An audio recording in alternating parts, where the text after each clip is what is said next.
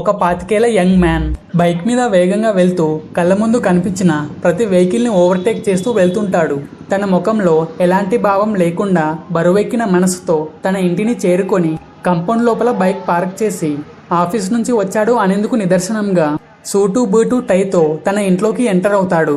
హాల్లో నుంచి అడావిడిగా రూమ్లోకి వెళ్తున్న తనను హర్ష, అలసిపోయి వచ్చినట్టున్నావు, కాఫీ తాగెళ్ళు అని వాళ్ళమ్మ పిలుస్తుంది. ఇప్పుడేమీ వద్దమ్మా అని సమాధానమిచ్చి తన రూమ్లోకి వెళ్తాడు. రూమ్లోకి వెళ్ళిన వెంటనే చేతిలో ఉన్న ఫైల్ని విసుగ్గా బెడ్ మీదకు విసిరేస్తాడు.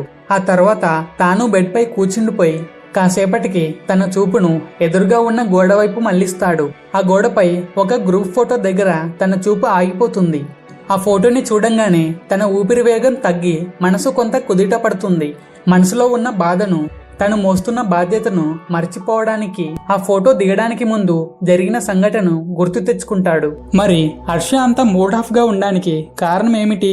తను చూసిన గ్రూప్ ఫోటోలో ఏముంది, తన గతం ఏమిటి అనే విషయాన్ని నెక్స్ట్ పార్ట్లో వివరిస్తాను. అండ్ ఈ రోజుతో మన channel friends production and creations done create చేసి 9 years అవుతుంది. అండ్ అయోధ్య రామ మందిరాన్ని నిర్మించి కూడా ఈ రోజుతో 1 year అవుతుంది. ఫైనల్గా జై శ్రీరామ్.